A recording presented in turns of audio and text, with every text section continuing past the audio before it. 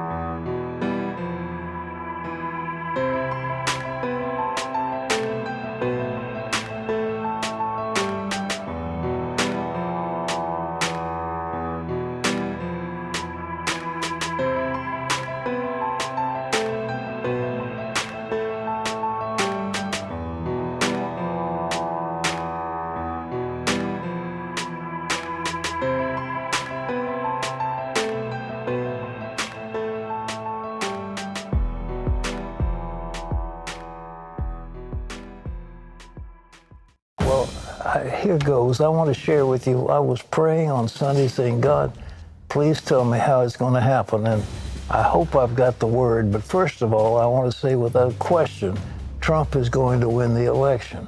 And after Trump is sworn in, we're going to see civic disobedience in our America that will just be mind-boggling. The country will be torn apart. But you talk about Trump derangement syndrome, it's going to be horrible. But there will be at least 2 attempts on the president's life. And it's going to be very difficult. But now in the process, that this confusion is happening in America, and it looks like our country is being torn apart, the fulfillment will take place of Ezekiel 38's prophecy. Now, that's going to be next. You're going to have Trump win. You're going to have civic discourse. You're going to have at least 2 attempts on the life of the president. And, you know, you just pray as to what's going to happen in relation to that. But this country is going to be torn apart. And it will be the opportunity for Erdogan and Iran to come together against Israel. And that's what Ezekiel says is going to happen. And so there's going to be a tremendous war against Israel. But the Bible says God himself is going to defend Israel. And he's going to wipe out that horde. It's not going to be a nuclear war, but God himself is going to wipe out that horde of people that are coming against Israel. Now, what's going to happen next? The next thing that's going to happen is that God is going to bring a period of great peace. And what are we going to have after this invasion of Israel and is put down by God? There's going to be a remarkable time of peace. We'll have at least 5 years or more of extraordinary peace, where the dictators of the earth are restrained, where those who want to fight war are not going to be allowed to do it. And we say the word will go forth from Jerusalem, but I think it'll also be the Christians who are the defenders of Zion, and they will be teaching the word all over the world. There'll be a great revival, one of the greatest spiritual revivals that the world has ever known. And that's a time of peace and love. But during that time, or right after that time, the dictators of the earth are going to be restrained by God. And so they'll be held in check. This isn't the second coming. It's the way it's going to work. There's going to be a great move of God. Now what comes next? Because it's going to be nice. And we're all going to be living at peace. But Paul wrote to the Thessalonians, he said, for you know very well that the day of the Lord will come like a thief in the night. While people are saying peace and safety, destruction will come on them suddenly as labor pains on a pregnant woman, and they will not escape.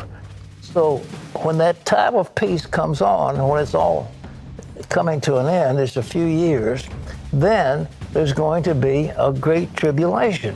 And people have just misunderstood all this stuff about the tribulation. But Paul said, that they're going to say peace and safety, and sudden destruction will come upon them like travail on a woman with child. That you can see the sequence going down. Now, Jesus, what did he have to say? It's found in Matthew 24, 21, 22.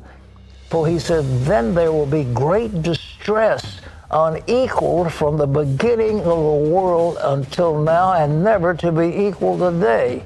And in those days had not been cut short, no one would survive, but for the sake of the elect, those days will be shortened. So this is the tribulation that people are talking about, and it's going to be terrible. And Paul said sudden destruction is going to come upon you. The only thing that will fulfill what the word of Jesus, that I'm going to give you in a minute, is some kind of an asteroid strike on the globe. It's sudden destruction. There's not going to be some nuclear war. We're not going to be allowed to blow this earth up. But an asteroid coming down, and let's look again at 24 of Matthew. He said, immediately after the distress of those days, the sun will be darkened, and the moon will not give its light. The stars will fall from the sky, and the heavenly bodies will be shaken. And then will appear the sign of the Son of Man in heaven, and all the peoples of the earth will mourn when they see the Son of Man coming in the clouds of heaven with power and great glory. And he will send his angels with a loud trumpet call, and they will gather his elect from the four winds, from one end of the heaven to the other. Now, that tribulation is going to be so bad that unless it was shortened, nobody would be alive, and the sun will be darkened. Well, what will darken the sun? Well, if an asteroid hits the earth, there will be a cloud of dust thrown into the atmosphere, and you won't be able to see the sun or the moon. It'll be hard to move on that. And there'll be times, if there's some Antichrist or something like that, there's to be a time from that if that's what's going to happen. But the man of sin to be revealed. But that's what, and it doesn't say you're going to get raptured ahead of it. It doesn't say that at all. It said immediately after the tribulation, then the Lord's going to send his angels to gather his elect from the four corners of the earth. And it will happen after. So you read the Bible, it's very clear. It's not mystery.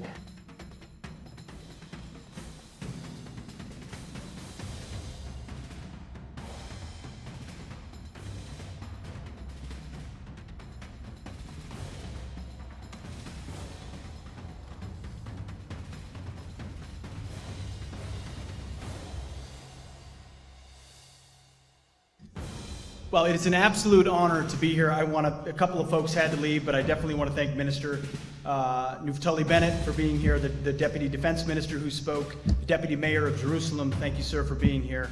Members of the Knesset. None of us would be here without Dr. Joe Frager. Please, a round of applause for a great friend, a great patriot of both America and Israel. The reason I'm here, the reason I have learned so much about Israel. Thank you very much, sir. If the 21st century is not led bravely by free men and free women, principally America, Israel, and our limited number of partners in this world, then the 21st century could very well be dark. History is not over. America is not inevitable, and while Israel and the Jewish people may live eternally, the status of this state is by no means inevitable, as everyone in this room knows. So it is on us as free people to make sure that we guard it at every turn and fight to keep the 21st century a free century. And just all you have to do is look at how the Obama administration addressed the issue of Iran versus the Trump administration. And of course, the Obama administration did everything they could to strike a horrific deal that creates an inevitable path to nuclear weapons, funding to the tunes of billions of dollars the hateful terrorist Iranian regime seeking death to America and death to Israel, as well as the continuation of development of missiles with the capability of a nuclear capacity which threaten the very existential existence of America. That is what the Obama regime gave the world. The Trump administration, by contrast, has called out from day one the actions of the Iranian regime and stood steadfast by our Israeli partners, creating a moment that has brought about the opportunity for the declaration that came just months ago of Jerusalem as the eternal and undivided capital of Israel. And I'm very proud of what our president has done.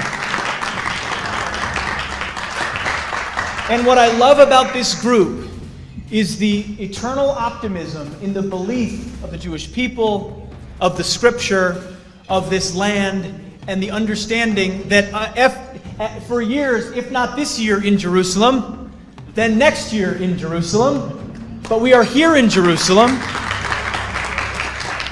And today, Jennifer and I and others had a chance to go see the Western Wall of the Temple Mount, the Western Wall tunnels, so much of the old city.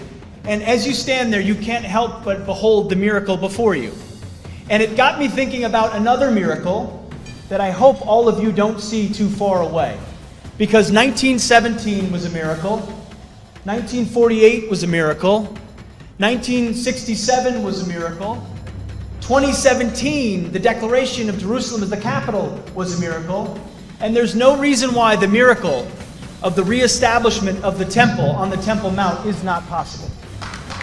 When you see a post-Christian culture developing, and you're going to watch, it's going to lead to an anti-Christian culture. And the anti-Christian culture is going to lead to the Antichrist. And that is exactly what we are watching right now. And so what we are witnessing in the end days, we are witnessing a cultural apostasy. We're witnessing a falling away. In the end times, there shall be a great falling away. Just as the Antichrist will declare himself God, says Paul, in the temple of Jerusalem. So we're watching a culture of Antichrist come together. This is powerful. This is so powerful. People, you've got to read this book. What other things do you see in the spirit realm connected to recent activities in the United States and around the world that you believe is connected with 2025? So I think that there is a great deal now that has set us on a trajectory towards the year 2025. 2024 will be when the next election happens. The inauguration will happen at the beginning of 2025, 3.5 years before the arrival of Apophis Wormwood. And if Tom Horn is right, that is the middle of the tribulation period. So I personally see that an individual is going to arrive by 2025. And if Tom Horn is right, that is the middle of the tribulation period. So I personally see that an individual is going to arrive by 2025. It's the layout of Washington, D.C., the capital city, the dome, the obelisk, all of it was designed specifically, actually piloted by Thomas Jefferson, so that this country would be committed to the second coming of the god Jupiter, who is the one who will usurp the authority of God in the heavens, and his son Apollo, who the Bible identifies as Antichrist, takes his reign over the earth. I see all of this quickly unfolding, and I see the manifestations of what I'm talking about right now coming to fruition by the year 2025. Hi, I'm Thomas Horn. Approximately 1 year ago, this experience that I've had all through my adult life happened again. And I was actually on the top of a mountain somewhere, and I was surrounded by thousands and thousands of people. And everybody was in a panic. Everybody was screaming and running and looking back over their shoulders, including me.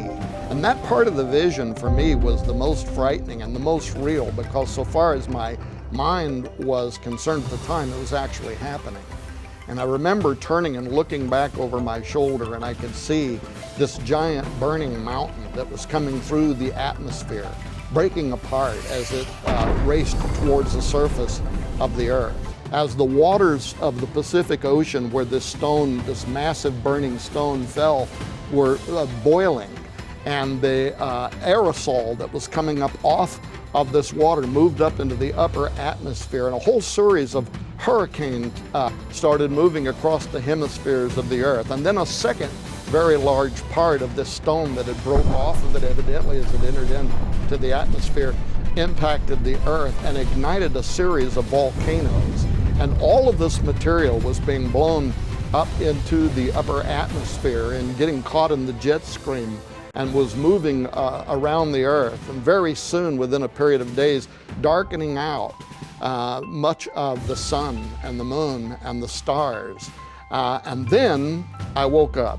and grabbed a sheet of paper, which I've learned to keep next to my bed with a pen, and I started writing down all of the minute details. But before I could do that, it was as if a voice in the room spoke and uttered a single word, and that was the word Apophis. And I also knew that NASA had discovered an asteroid at the Kitt Peak National Observatory in 2004.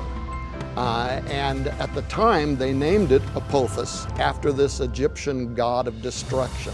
The chances of Apophis striking the Earth in 2029 is far greater than what they are admitting at this point. But I did all of this research and came to believe that, in fact, of all dates, Friday the 13th, April 2029, Apophis is going to strike the Earth. Now, the facts around this asteroid are astonishing. It's 4 NFL football fields wide. It weighs an estimated 20 million metric tons. It is traveling at 28,000 miles per hour. And if, as I predict, it impacts the Earth in 2029, it is literally going to be equivalent to, scientists say, 65,000 atomic bombs the size of the ones that we dropped on Nagasaki and Hiroshima at the end of World War II that literally sunk the Japanese island. They say that at a minimum, tens of millions of people will die, and possibly billions of people are going to die. NASA says that if this rock does hit the Earth, it's going to come down probably around the border of Mexico and California, so a highly densely populated area. So you can understand why this was such a terrifying vision to me.